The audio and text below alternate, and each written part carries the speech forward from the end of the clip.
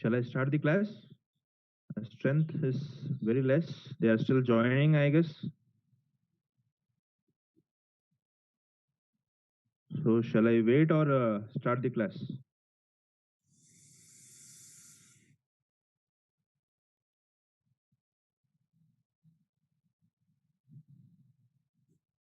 Isma, those who are logging in still, please log in with the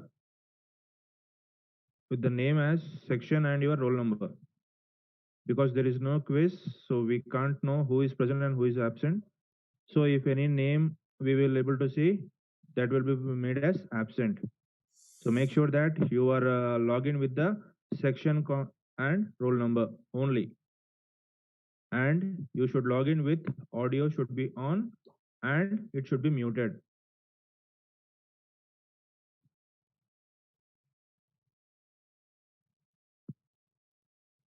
Okay. Okay. So I will wait for still 2 more minutes until your friends will join. Okay.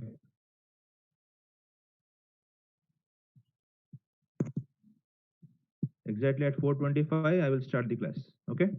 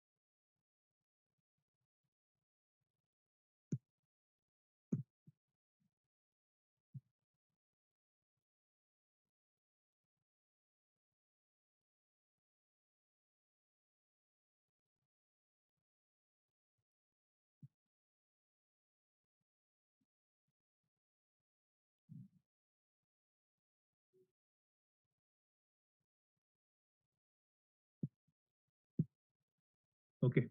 So I will start the class now.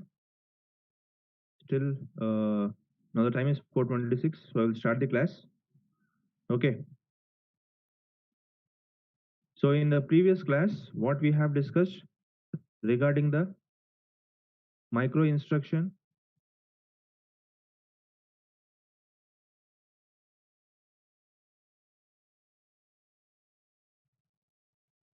symbolic form, and what is the format. Okay. Then how the symbolic micro instruction is being converted into the binary micro instruction. Okay. And we have also studied regarding the how we will design the control unit, nothing but how you can decode the micro instruction, or we can call micro operation fields. We are using for each and every field one decoder, nothing but 3 to 8 decoder, where 3 inputs will be decoded into 8 outputs. Similarly for each field, so we have using 3 decoders. Okay, so using that one, so whatever depending upon our application, Okay, the hardware you can connect. So that thing we have seen until the previous class, right? Now we are going for the um actually thing is microprogram sequencer. What is this microprogram sequencer? This thing we have already studied in the previous classes.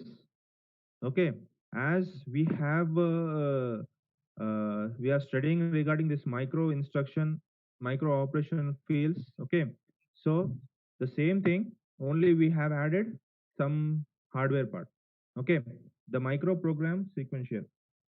The basic components of your micro-programmed control unit are the control memory, as I already told you, control memory, and the circuits that select the next address, right? The address selection part is called as a microprogram sequencer. The purpose of a microprogram sequencer is to present an address to the control memory, present an address to the control memory so that a micro instruction may be read and executed. Nothing but the next address logic after this one, the next address logic where the micro instruction, next micro instruction has been stored. So to know that one, we are going for microprogram sequencer. So this is the block diagram of the steps that will be followed to know the next address of the micro instruction to be executed. Okay. So as we have seen in this one, okay, in this is the block diagram for next address to be known, okay, to be executed, right? So here control memory is also given in this one to know the how it is working with the sequencer and the control memory, how the communication is going on between the sequencer circuit with the control memory present in it. Okay, so here we can see in the control memory we have the format called as micro instruction format, where first three fields will be your micro operations, then condition, then branch, then address, right? Okay, so here in this diagram, we are using two multiplexers. Multiplexer, you already know that it is a many to one. So any number of inputs produces single output depending upon the selection lines. So from first multiplexer, what it does, it selects the path, nothing but the address path of the next instruction to be executed. So as I told to you that there are four paths which are to be followed depending upon the selection lines. If the S1, S0 is my selection lines, right? If S1, S0 are 0, 0, so the first 0 path will be selected and whatever the address present at this one will be stored into the control address register. Then it will be given to a control memory where my micro instruction will be there and it will be executed. So what is this zero path is nothing but the control address register initially stores one address that will be incremented with 1 and that will be stored into your this path. So that is nothing but the incrementer path will be your first address path routine. Okay. Now coming to when S1, S0 are 0, 1. So it selects first path, one path. So the one path is coming from the directly address of the present micro instruction situated in your control memory. That will be given to your first one. So first one is incrementer. Second one is the actual address of the present micro instruction, which is already located into your control memory. That is one path. Now the second path, when S1, S0 are 1, 0, then it will be given from your subroutine register. Nothing but when increments the control address register to 1, if it has some subroutines, it will go to the subroutine register. It performs that one. So the whatever the address stored in your subroutine register will be coming as the path of your routine. Second one. So again, the address will be given to stored in your control address register, then the control memory will execute that subroutine address. Okay, and the final one, when S1 S0 are 1 1, it takes as the third path, which is my external map. So whatever the instruction to be executed, the using mapping process, it produces an address. That address, when this is active, so it stores, the address will be stored into the control address register. Then from there one, the control memory will, which will be having that micro instruction, whatever to be executed, that will be executed into the control memory. Okay, so this mux will perform depending upon the selection lines. It will select one of the four paths or one of the four routines that the address will be stored into the control address register. Then your process, nothing but the execution of the instruction will be done. Okay, now coming to the second mux, what is this doing? This also mux 2. So here you can see the two input selection lines are coming from condition of your control memory of your micro instruction. So this condition will be having 2 bits, so that will be acting as your selection lines. So these two selection lines, depending on these two selection lines, any one of the four conditions, that is nothing but one is nothing but when my one bit is activated, when it is an unconditional. Okay, always the status bit will be 1 if it is unconditional, yes or no ma, right? Then this one is indirect, sign bit, 0 bit. So depending upon these selection lines, either it is 0 0 0 1 1 0, the whatever the condition, this four out of this four, one will be getting as test. One will be getting as your output, that will be your test form. Okay, so that will be your input to the other input to the input logic. Okay, depending upon these two selection lines, any one will be active. When they are active, when they will be active, the test will be 1. When they will be not active, test will be 0. Nothing but if any of these selection lines is 1, then the test is 1. Nothing but the four conditions, out of the four conditions, one will be active. Okay, so coming to, so whatever the active test is equal to 0 or 1, it will be given as your input to your input logic. The other two inputs for this input logic are coming from branch. So branch also we have four. Okay, so here my selection lines will be I naught and I1. Okay, I naught I1, sorry, yes, I naught I1 and T. Okay, so T is my test condition. Whatever the marks is, that will be given as your input to your input logic. And I naught and I1 are the selection lines from the coming from branch. Okay, so depending upon these two, okay, whatever the branch it is there, that will be given as your, output of your input logic, that is 2. Okay, so these two inputs, okay, will be acting as for your multiplexer selection lines. Okay, so here for input logic we have three inputs, T, I naught, I1, and three outputs, S1, S0, and L. S1, S0 are the selection lines for your multiplexer 1. What is this L? L is nothing but load. Load the input bit in the subroutine register. See, we have branch, uh, which is nothing but call. So call to where it is calling? It is calling to the subroutine register. So when your selection line selects the branch call, the load will be enabled. Nothing but load will be high, so that the input will be loaded into the subroutine register. Nothing but it calls to the subroutine register. Okay, so according to this one, we have one table. Up to here it is fine ma, understood ma, how it is working? Okay, so this is the input logic for your microprogram sequence here. See here four conditions. Okay, unconditional, indirect, sign, 0. Depending upon the selection lines, any one of this will be selected as test. If it is active, test will be 1. If it is not active, test will be 0. So that will be your input for your input logic. So the two other selection lines from taken from your branch field. Okay. So the output will be your S0 S1 for your next set address selection, where L is the load subroutine with PC, nothing but for call the subroutine. Okay. So see here.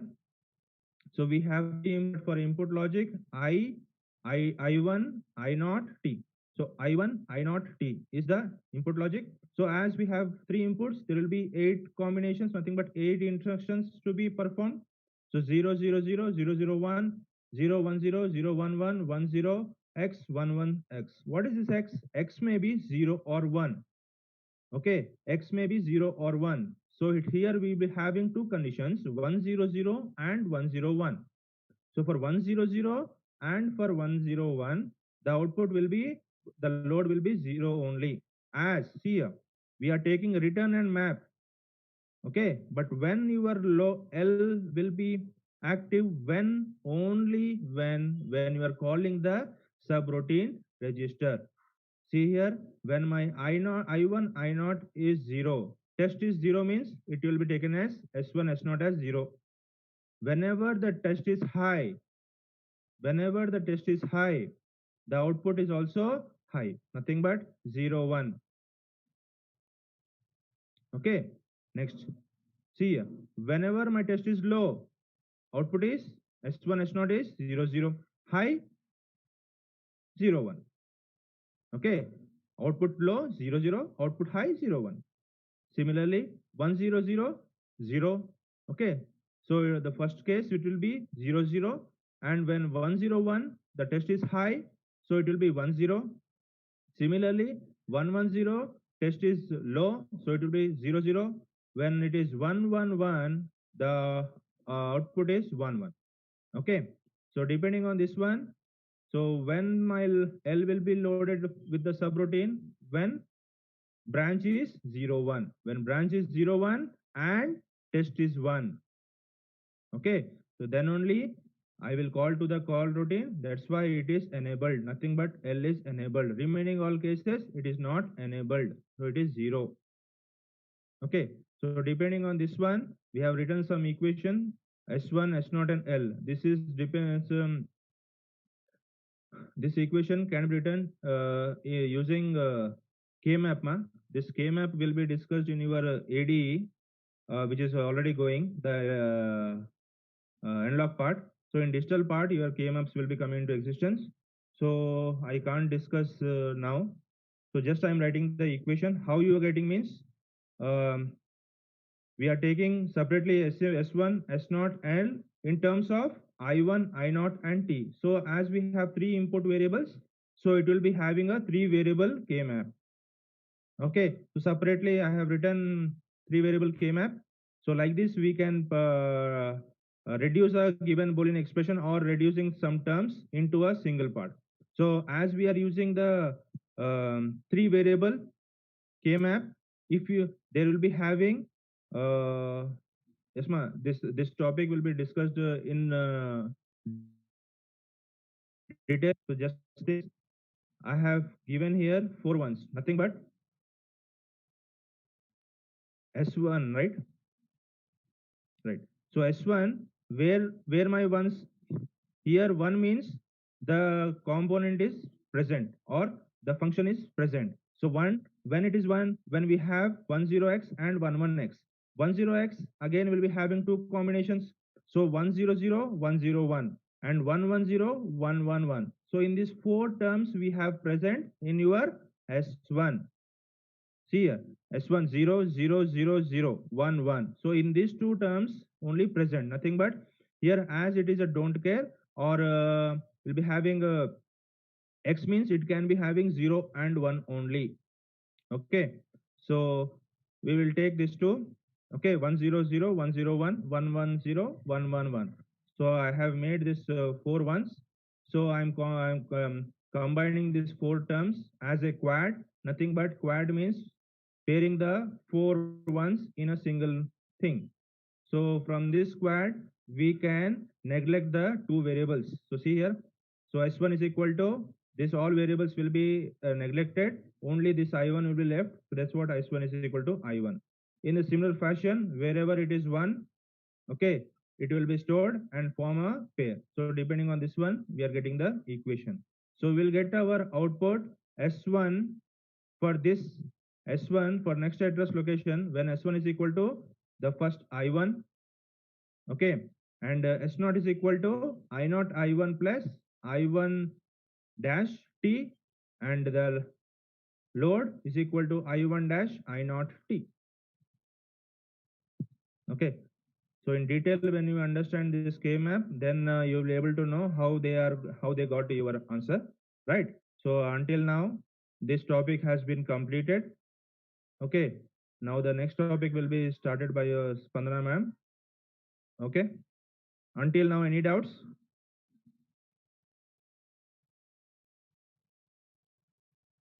Until now, any doubts, ma'am?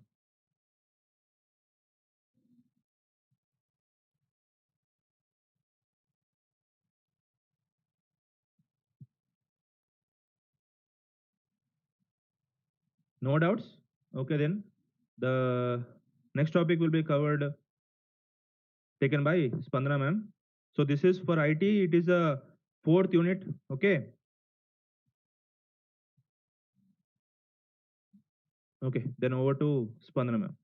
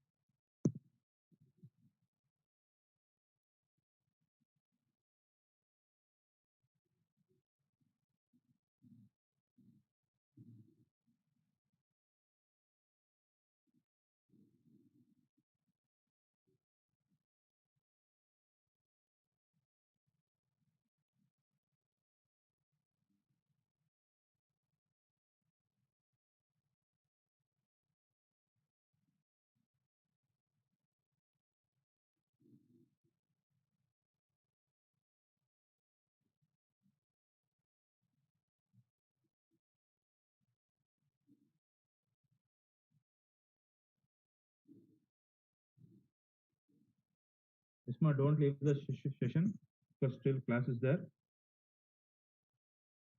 Please wait for a while.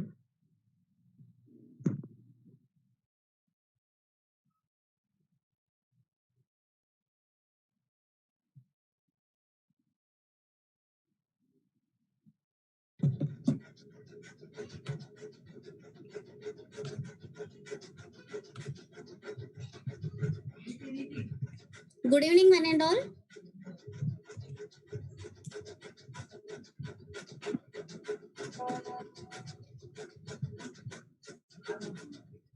Is my screen visible?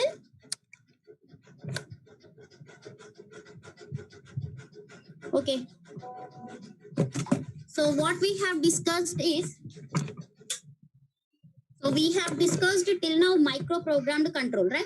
So I already told you in the previous session that firstly we are covering what are the common topics we have between CSC and IT. So according to that, I'm going to start computer arithmetic. Actually, for CSC students, it comes under the third unit. For IT, I think it is for first. It is there in the first unit itself. So whatever it may be, first we'll cover common topics. Later, CSC and IT will be separated, and whatever the topics were there exclusively for IT students, those will be covered by Ashok sir. Remaining topics we will cover, right? So in today's class, I'm going to start computer arithmetic. Before we discuss the computer arithmetic operations, First, we'll see how to represent an integer number. Generally, integers are mainly of two types. We have two types of integers, unsigned integers and signed integers. Unsigned integers means there is no specific sign, right? There is no sign will not be mentioned. Second thing is signed integer, means whether the number is positive or negative. If it is a positive, it has a separate format. If it is a negative number, it has a separate format. So there is only one way to represent an unsigned number. Unsigned numbers are represented using only one way. We'll see that. And when it comes to signed integers, these numbers can be represented in three ways.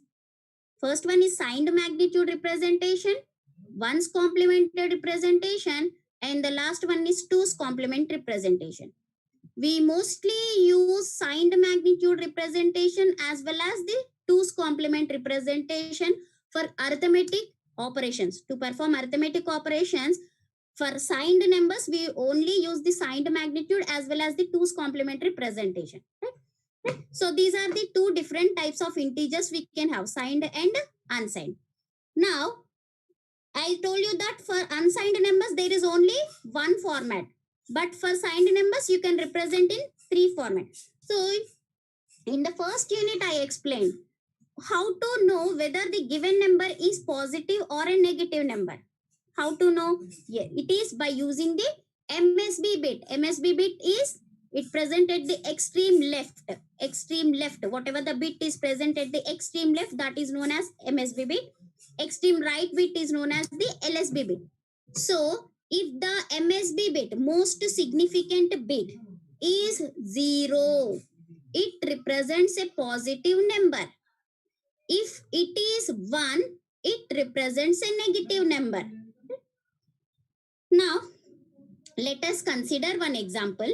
Represent the number +9 and -9 in 7-bit binary number.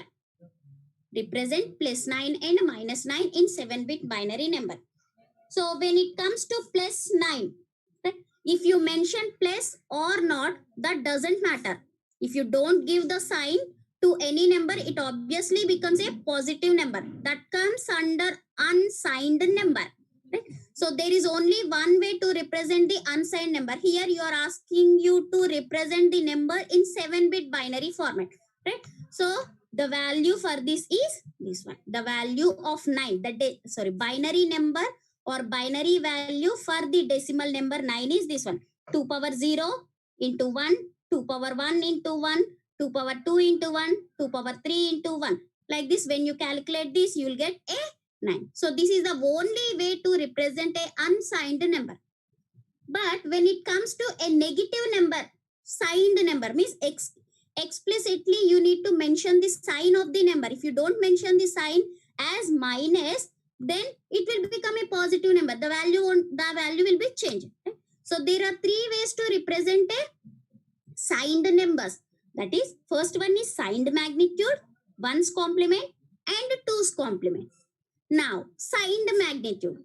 In case of signed magnitude, as you are representing with the 7-bit, right? So 7 bits are there. In these 7 bits, the MSB bit is used for mentioning or specifying the sign of the bit. And you have to use only these 6 bits to represent the value 9.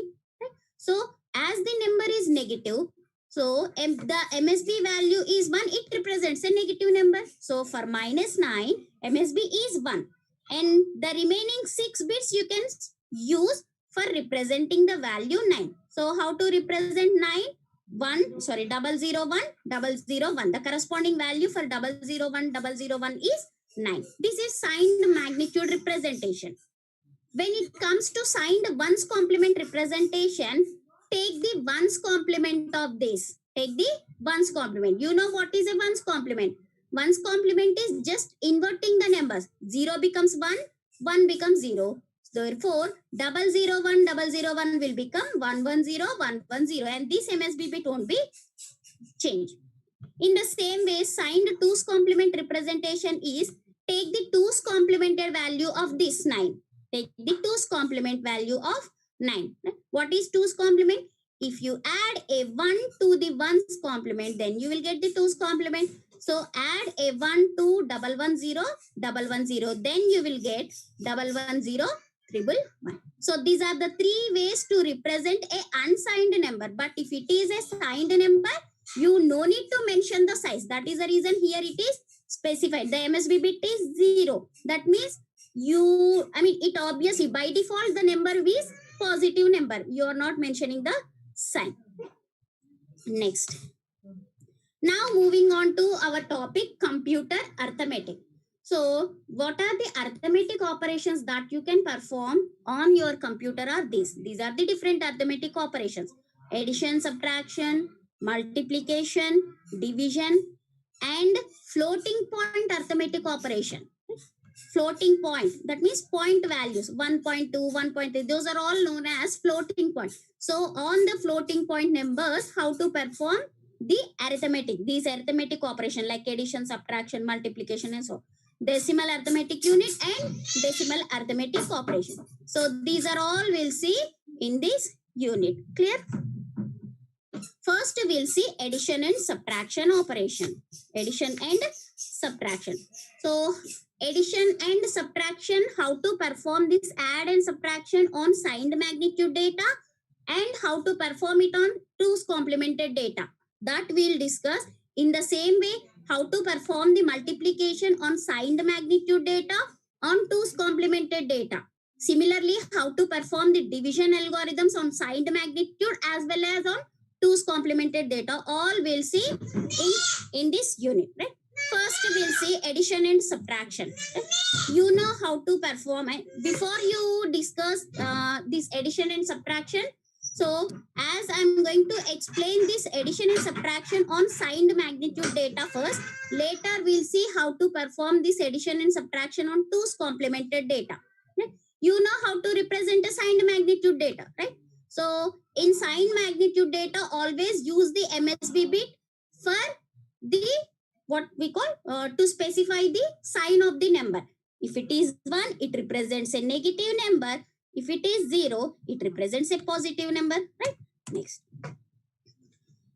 So whenever you are performing this addition or subtraction operation on signed numbers, then you will get 8 different combinations. Consider 2 numbers, 2 binary numbers, 2 binary signed numbers. On those numbers, if you want to perform addition as well as subtraction, 8 different combinations you will get. We'll see what are those. Right? These are 8 different operations. A and B are my binary numbers, plus and minus. So first 4 represents the addition operation. The next 4 represents the subtraction operation. Now let us see the rules to perform addition operation. First we'll see what are the rules to perform an addition operation. In case of addition operation, first thing is, first you need to check the sign of the 2 numbers. The sign of the 2 numbers. Here, if the sign of the 2 numbers is same, it can be either plus or it can be either minus. If the sign of the 2 numbers is same, right? So first one and fourth combination comes under this case. Sign of the 2 numbers is same. Plus A plus B, minus A minus B. And you are performing which operation? Addition. When you are performing the addition operation, if the sign of the 2 numbers is same, then what you will do? You will simply add the magnitudes. You will simply add the magnitudes. A plus B. You will add. As it is a signed magnitude, you are using this first signed magnitude representation. That means you need to specify the sign of the result also. Here you have mentioned the sign of this A and B. So when you perform addition or subtraction operation, you have to specify the sign explicitly. What will be the sign? So the sign of A will be the sign of your result. Sign of addition. In the same way here, the sign of A and B is same. When the sign of 2 numbers is same, you simply add the numbers. So perform A plus B. What will be the sign of result? The sign of A will be your result. the result as your resultant sign. That is the first rule. So if the sign of two numbers is same, you need to add the magnitude and sign of the result will be the sign of A. That is the first condition in addition operation. Now the second condition, when the sign of the two numbers is different, when the sign of the two numbers is different, then what you will do? Here, plus A minus B minus A plus B. In these two, what you will do? You will subtract the smaller number from the greater number. Subtract the smaller number from greater number. That means either A minus B or B minus A is performed. If A is greater than B, then A minus B is performed. For this second operation, second combination, A minus B is performed. If A is less than B, then B minus A is performed. If A equal to B, then A minus B or B minus A, that doesn't matter because it will become 0, right? So A minus B will be performed. Now what will be the sign? If A is greater than B, here, then sign of A will be the sign of your result. When A is less than B, complemented sign of A will be the sign of the result. The sign of A is positive, therefore the resultant sign will become complement of plus, that will be minus. Next, when A equal to B, the sign of A will be the sign of the result. Clear? And when you see the third combination, here also the condition is satisfying. What is the condition? When the sign of the two numbers is different, what we have to do? Subtract the smaller number from the larger number. Subtract the smaller number. A sign is negative, B sign is positive. Third combination, ma. So what you have to do? When A is greater than B, you have to subtract the smaller number B from A minus B, and the resultant sign will be the sign of A. Sign of A is minus, so sign of result is also minus. Similarly, when A is less than B, subtract the smaller number A from the larger number B, and the sign of result is the complemented sign of A. Sign of A is negative, complement of negative is positive, so resultant sign will be plus. When A equal to B, perform A minus B, and the sign will be sign of A. Right? Complementary sign of A. Next, these are the two conditions to be followed, or two rules to be followed to perform an addition operation. First one is, when the sign of the two binary numbers is same, you just add the magnitude and sign of the result is equal to the sign of A. If the sign of two numbers is different, then perform a subtraction operation. Clear? Now, coming to the subtraction operation.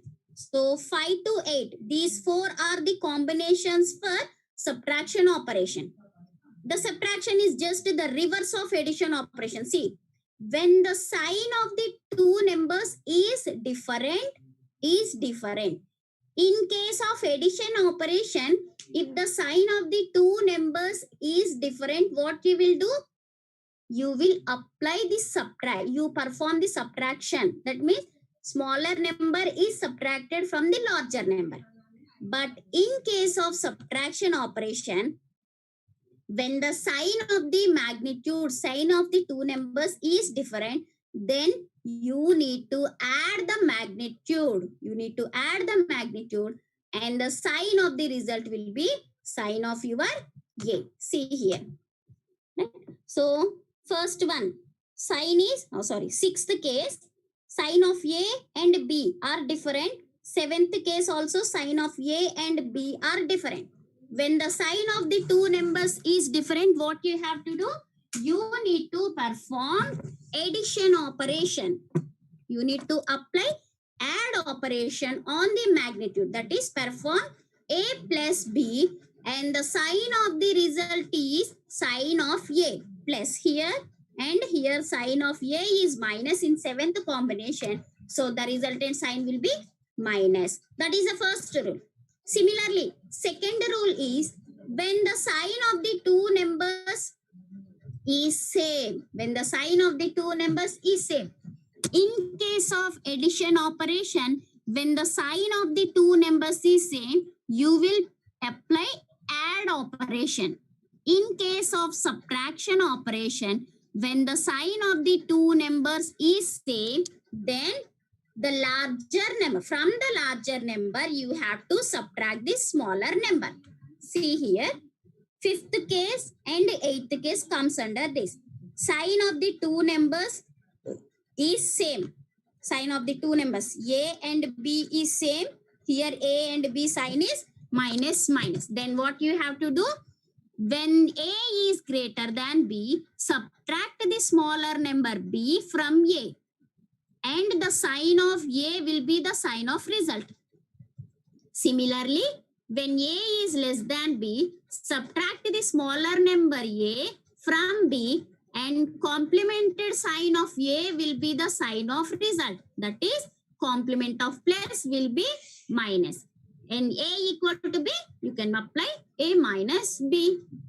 Now, the last one, minus A and minus B. When the sign of the two numbers is same in case of subtraction, then subtract the smaller number B from A when A is greater than B. So A minus B is performed and the sign of result is equal to sign of A. So minus minus. When A is less than B, subtract the smaller number A from B. Complemented sign of A will be the sign of result. When A equal to B, then it is A minus B. Okay. So these are the rules to be remembered when you are performing binary addition or subtraction in our computer system. Now, let us see how this addition and subtraction is implemented inside the computer. What are the hardware components required to perform this addition and subtraction? So what you required is, so you require two registers to hold the magnitudes when you are performing on A and B. So to hold the A register, to hold the data of A and B's data, you require two registers. Similarly, you require a 1-bit flip-flop to hold the sign of the number because you are performing on signed magnitude data. In case of signed magnitude data, explicitly you will mention the sign of the number. Sign is mentioned explicitly, right? So, is 1 bit is sufficient to specify the sign, either 0 or 1. So, 1-bit flip-flop is sufficient to store the sign value of A and B. Similarly, complementer is used. Why complementer? Because in our computer system, you will perform the subtraction operation always by using the 2's complement. You don't perform the subtraction operation directly. A minus B is performed using 2's complemented addition as A plus B complement plus 1, right? Similarly, parallel adder is required. Why? Because to parallel adder, you know why parallel adder is required. In the first unit we discussed, parallel adder is used to perform the addition operation. And when you are performing the addition operation, you may get a carry value. You may get a carry value, right? So E flip-flop is used, extra flip-flop. This we have discussed in the common bus system. E is extra flip-flop. This is used to hold the carry value.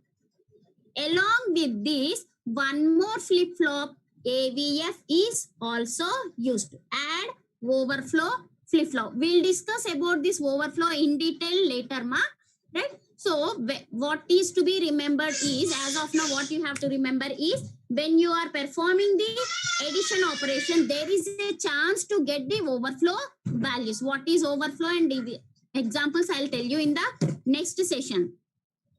So for addition operation, this overflow we'll get for addition only. You won't get this overflow value for subtraction operation, right?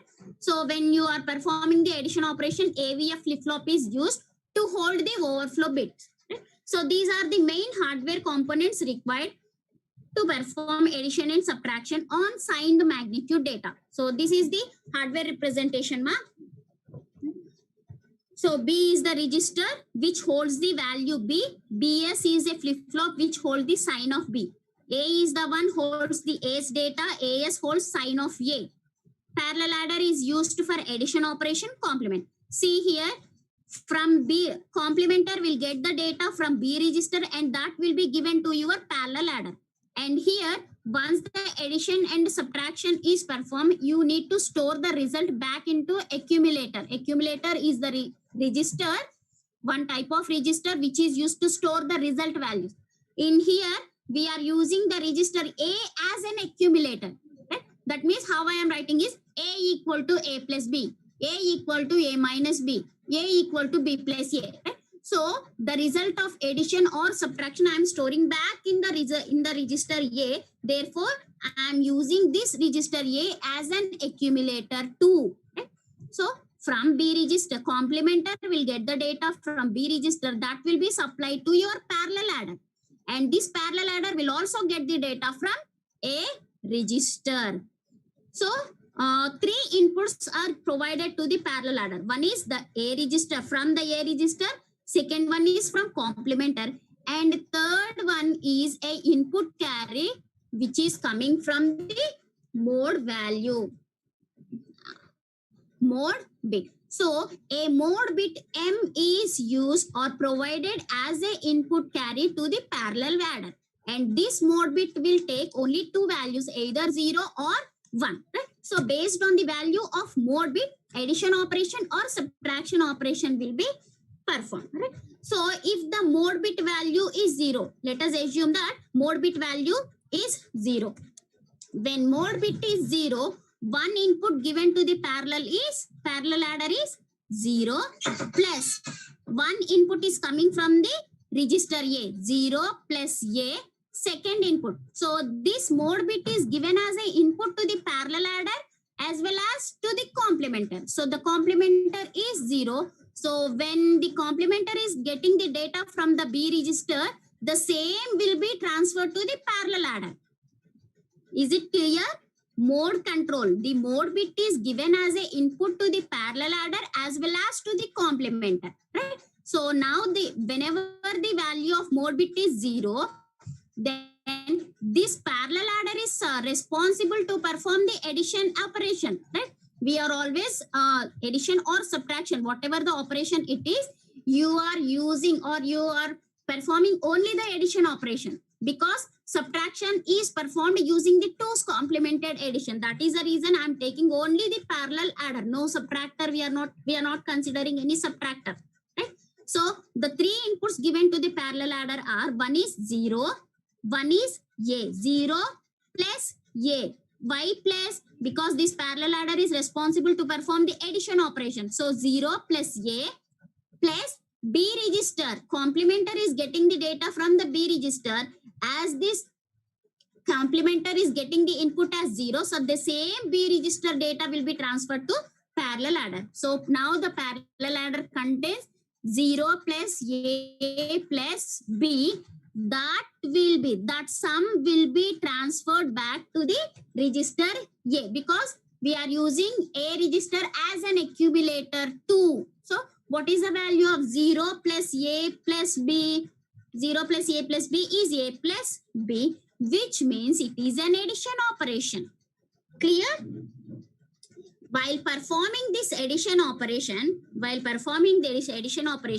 only the sum is transferred into the accumulator. If any carry is generated, that carry can be placed in E flip-flop.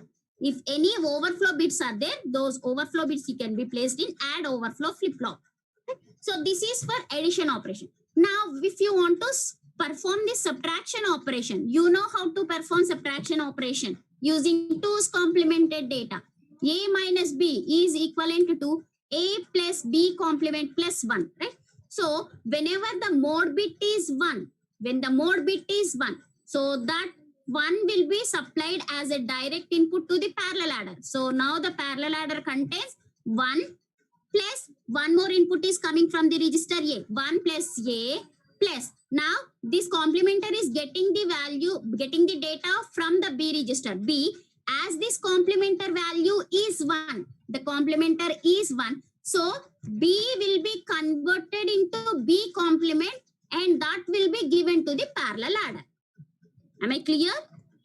As the mode bit is supplied as an input to the complementer, if the value of M is equal to 1, this complementer will complement the B register's data. That is, B will become B complement, right? That B complement will be given to the parallel adder. Now your parallel adder contains B complement plus A plus 1, which is equal to A plus B complement plus 1, which is equal to what?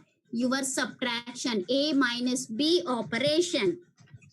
A plus B complement plus 1 is equal to A minus 1. Right? So this is the way to perform addition and subtraction operation, and these are the hardware components used. When you are performing the subtraction operation, you know you will not get any overflow bits. No overflow bits will come in case of subtraction. 1 second. Subtraction operation. Clear? Shall I continue with the algorithm or shall I explain it in the next class? As the time is 5:15 and you don't have any quiz today, if you want me to continue the flow chart, that means how the algorithm, what is the algorithm to perform addition and subtraction, I'll continue. Otherwise, I'll explain it in the next class. Please let me know, ma.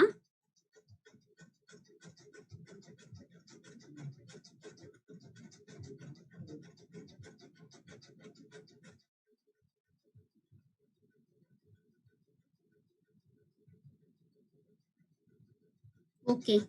So any doubts till now?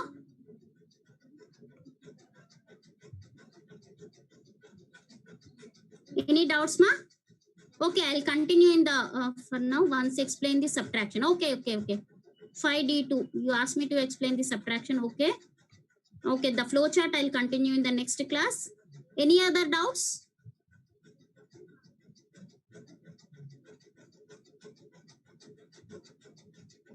Okay. Okay, I'll explain this what we call subtraction operation. 1 second.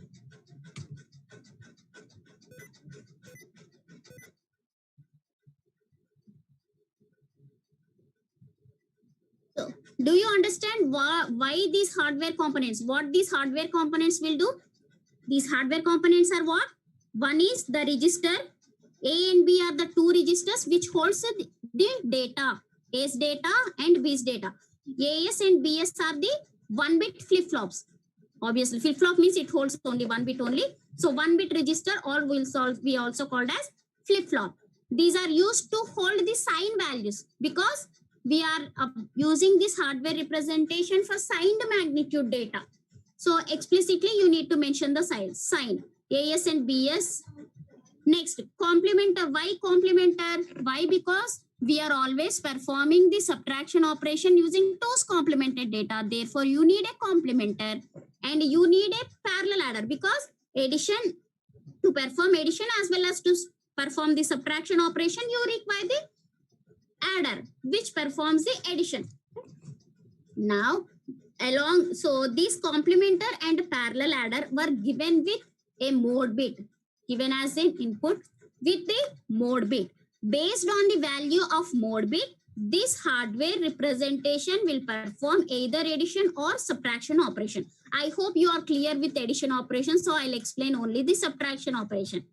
Whenever the value of M is equal to 1, here your parallel adder is provided with 3 input. See ma, 3 arrows are coming towards the parallel adder. 1, 2, 3. That means your parallel adder is provided with 3 inputs. First input is what? The M input. Here you have chosen the value of M as 1. So 1 input to the parallel adder is 1. Second one is direct input from the register A. So 1, as your adder performs plus operation, that is addition operation. So 1 plus A plus, what is the second input? And your mode bit is given as input to the complementer 2. So as the value of mode bit is 1, so this complementer will give the complemented value of B to the parallel adder. B register data is given as input to the complementer. Now the complementer value is 1, so it start working. So B will become B complement that will be provided as an input to the parallel adder. Now your parallel adder contains A plus B complement plus 1. A plus B complement plus 1, which is equal to your A minus B. In the first unit, I explained how to perform the subtraction operation using the 2's complemented data. B bar is 1's complement. B bar is 1's complement. To the 1's complement, if you add a 1, you will get the 2's complement. Okay? So to subtract B from A, you need to add 2's complement of B to A. So A plus 2's complement of B equal to A minus B. I hope I am clear with this. Any other doubts? Any other doubts? Is everything clear, ma? Is the today's class is clear? Shall I stop?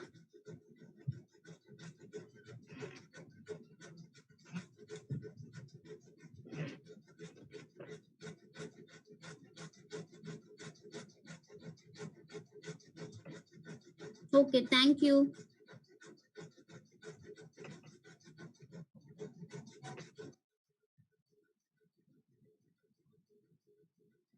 Thank you, ma.